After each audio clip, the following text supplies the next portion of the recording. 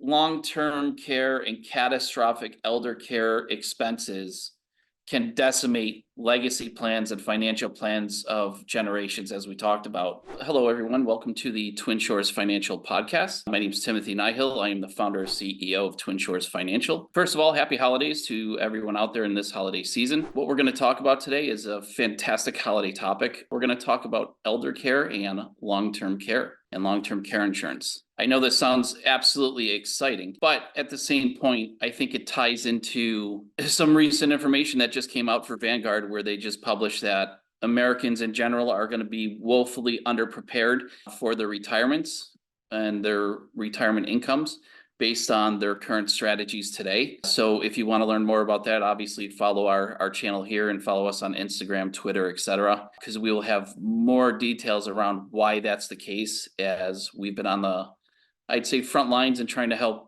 people understand that tax deferral is not what you think, and 401ks are not going to get you to where you want to go. Given that, I think it ties in really nicely to, again, another trend for American investors is how underprepared we all are for elder care and long-term care. And the reason we're talking about this is twofold. So first and foremost, it's one of those things that we've seen as a trend with people that we're working with from a wealth management and financial planning perspective, as this is one of the first things that we really have a conversation about. And then second is personally going through it as well inside of our own families, and having, my mother-in-law pass away 2 weeks ago is a really good story, I think, as to the impacts that long-term care has on all of us, not just financially and personally, but it's a generational thing, right? So for example, in my personal case, my mother-in-law was phenomenal health, right? She was just unbelievably strong woman, just absolutely brilliant, loved her to death. Things happen, and all of a sudden, she had a couple health issues 2.5 years ago. And it went from her being able to sustain herself on a daily basis to slowly having to find healthcare for her, to the point where eventually, that became 24-hour care. Now, with, my wife and her family situation, they're not originally from America, right? So they came in and migrated from India a long, long time ago. My wife came here when she was 16 years old. So they definitely have a much different approach, I would say, and a thought process to caring for elders versus what I would say the traditional American idea might be. But the long and the short of it is, my mother-in-law came here, she didn't even know how to speak English, so she had to learn along the way. She didn't have a degree, didn't have, a lot of the opportunities that presents itself to kind of come up through the American system. So she had to figure it out along the way. So she didn't have access to 401ks, she didn't have access to brokerage accounts, investment accounts, and all that stuff. So everything had to be done on her own. And then at the same time, that eventually got passed on to, her care got passed on to the next generation. And my wife and her sisters and brothers then had to chip in and help out with the day-to-day care, which in today's times can be very, very, very expensive. If I was to think about the numbers, let's say for the past, let's go year and a half, when it got to the point where she needed 24-hour at-home care, because forget about facilities, right? And this is in the state of Georgia. I mean, you're looking at $15,000, $20,000, $25,000 a year. No, not more than that. Sorry, probably about $15,000, $20,000 a month for, skilled care, nursing home, whatever you want to call it, assisted living. So the month-to-month cost of elder care and inside communities is absolutely astronomical. And if you walked into this from a 1980s planning point of view, I think there's no way you could have estimated what the cost of care would be, not only in retirement, but once you get into your 70s, 80s, and even 90s. All of a sudden, you have to go out and hire care for an elder, and you as an individual already have your life, your family life, etc. And then you have a new, for lack of a better term, financial burden that's put upon you. And all of a sudden you have to pay a couple $1,000s a month out of your pocket in order to help with the care of your parents. The long story short of this is, on top of the fact that we're now And people are now in mainstream starting to understand, because we're getting the first wave of retirees through that really don't have pensions and are trying to rely on Social Security and tax deferred accounts. Not only are they underprepared for their expenses in retirement, but now we have a massive, massive windfall and tidal wave that we're looking at, where you have the end of the silent generation and the baby boomers are going all underprepared into their retirement, which means that their care is going to fall on the next generation, right? And it could be whether, someone doesn't have someone to take care of them, so that they have to live off the system, and that becomes a taxpayer issue and a system issue.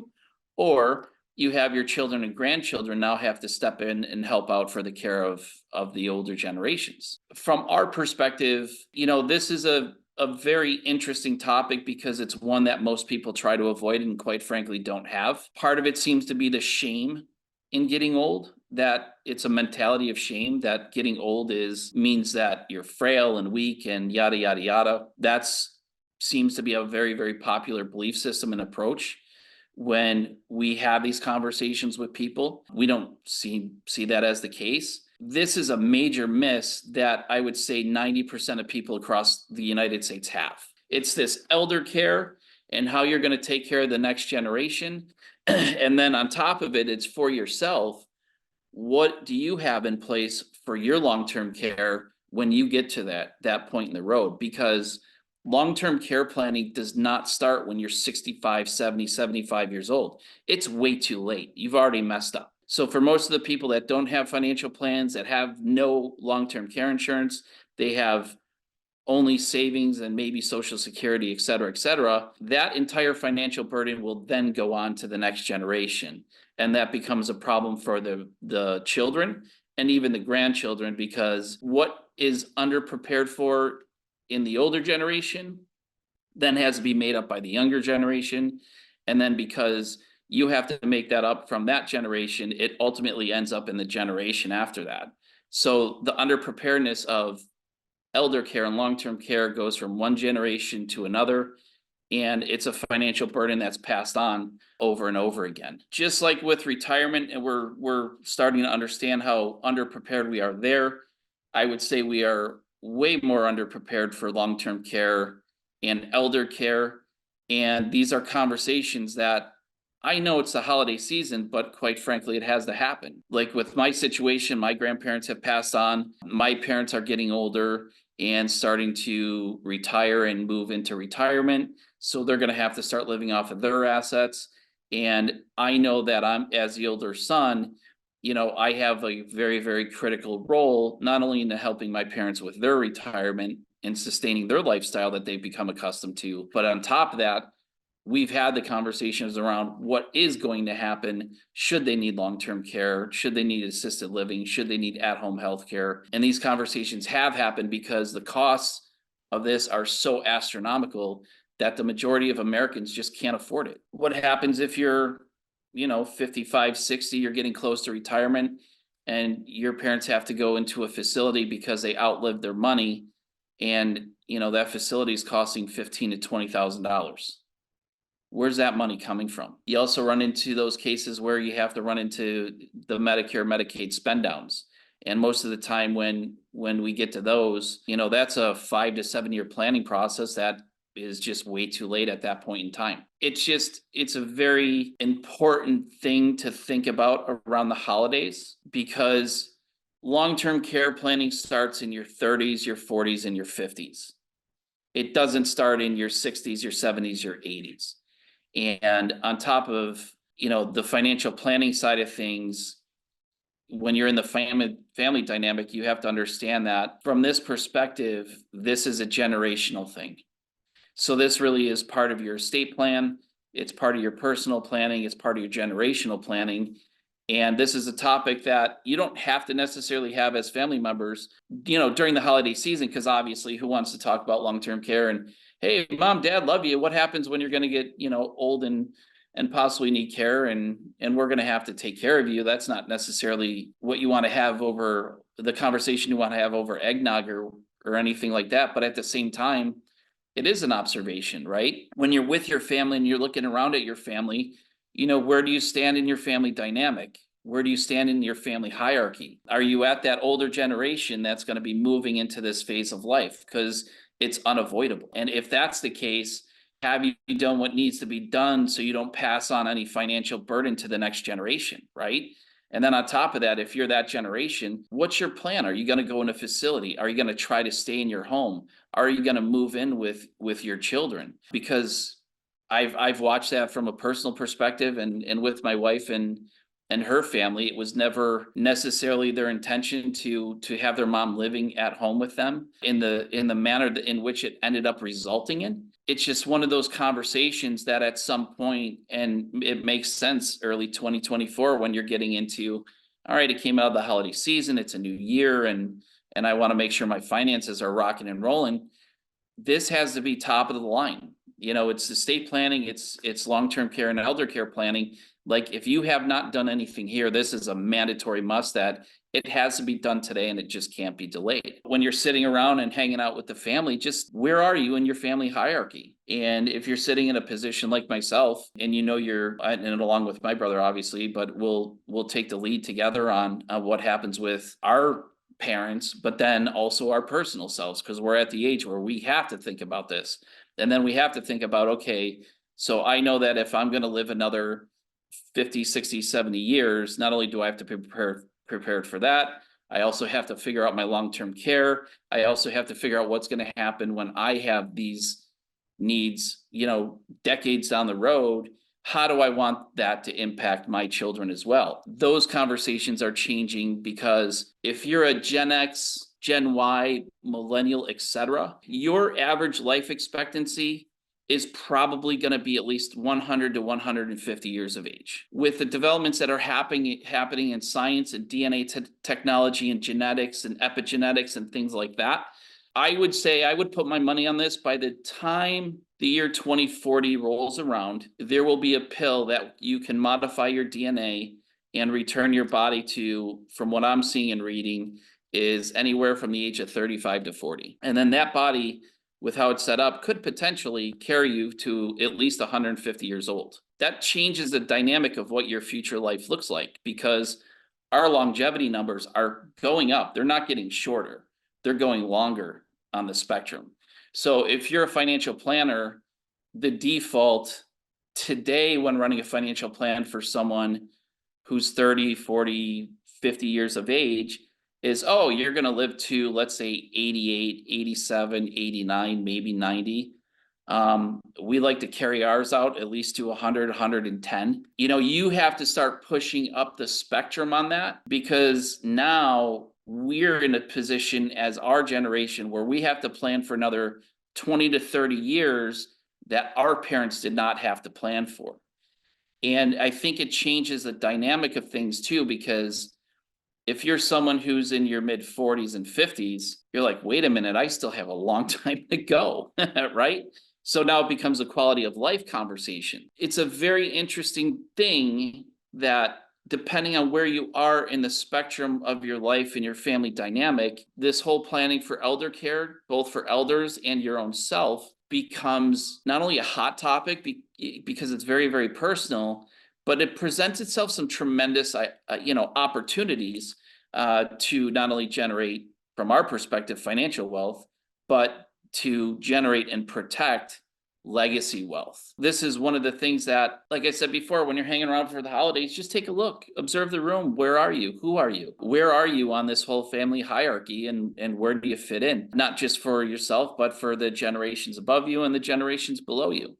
And if you haven't had these conversations, now's the time to do them. Next year, January, February, March, sit down and really add this into your financial plan and add this into your family's conversations, because this is of the utmost, one of the most critical things that you could plan for. We're seeing it for these events, and quite frankly, how unprepared people are, because they refuse to have the conversation around what happens when you get old and when you get potentially sick or when you're about to die. These aren't easy conversations to have, but these are conversations about things that are 1,000,000% going to happen to all of us. It's unavoidable.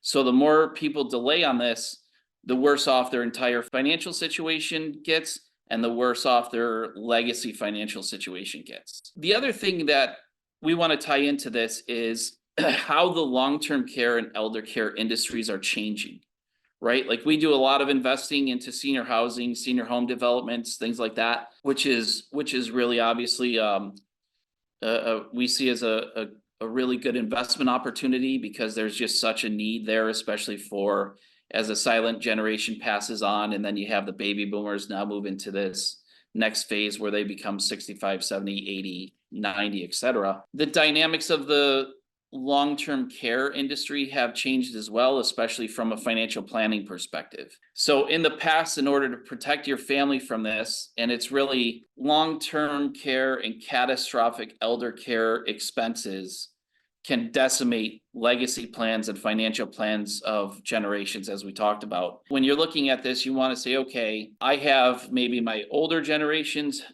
elder care and cost of living to think about, long-term care, and I'm going to have my own.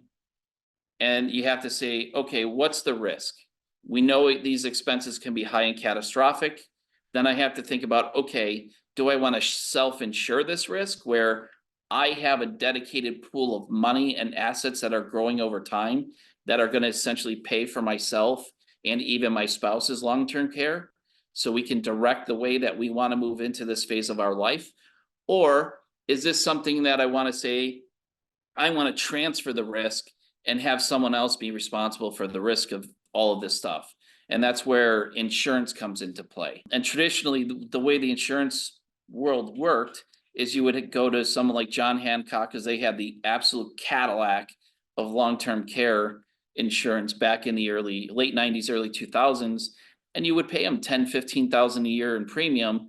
But I mean, their insurance would just cover every cost you could possibly imagine. Unfortunately, John Hancock is out of business because their actuaries underestimated how high the cost of long-term care would be by a lot. And those initial long-term care insurance companies have either gotten out of the business completely, which a lot of them have, or what they've moved into is all new hybrid products, which actually work really, really well from a financial planning perspective to mitigate long-term care, but also give everybody a lot of different options on how to access that money down the road. So it's not, hey, I have a long-term care pool. If I don't use it, it's basically gone. And you have to pay a massive amount of premiums for that. We've now gotten into the world of there are only two real companies that offer traditional long-term care insurance. That's Mutual of Omaha and One America, I think, still do it. But they're really the only two companies that do it anymore. Other companies like Lincoln and Securian and Global Atlantic have come out, and a lot of the insurance companies have come out with the work of the regulators with new insurance products to be able to say, okay, we could take traditional insurance products, whether it's a fixed annuity, whether it's a variable annuity, which I like because it gives me the opportunity to invest the money, or we could take traditional whole life and universal life insurance, and we can attach long-term care riders to these insurance products. So then we can say, okay, I want to grow my money over a 30, 40, 50-year period of time. The premiums you pay in and the riders you pay for then get long-term care credits. So then those monies become accessible for long-term care insurance, and they're done so in a tax-free manner, which is, I think, absolutely fantastic.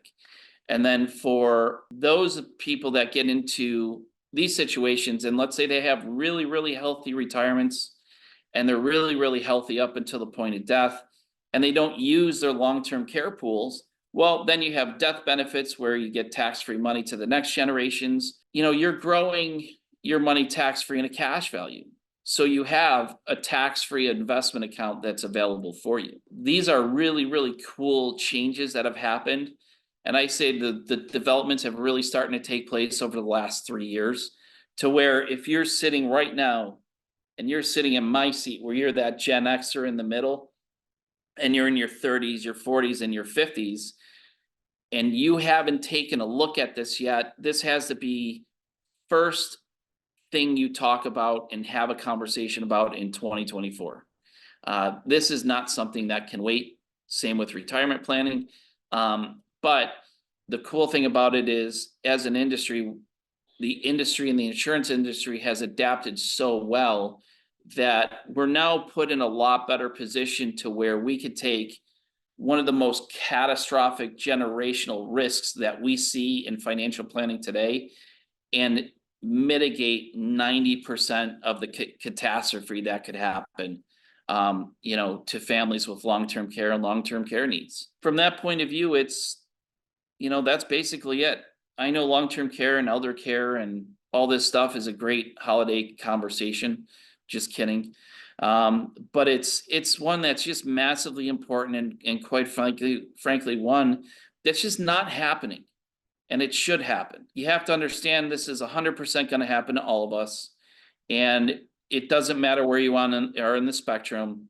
If you're 30s, your 40s, your 50s, 60s, 70s, even 80s, it's part of the conversation and has to be part of the conversation. So while you're out there, enjoy your family, enjoy the holidays. With that said, thank you everyone for your time.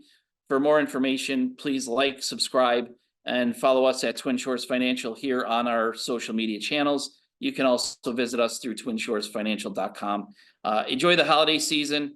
Cheers to everyone, and we look forward to working with you all in 2024.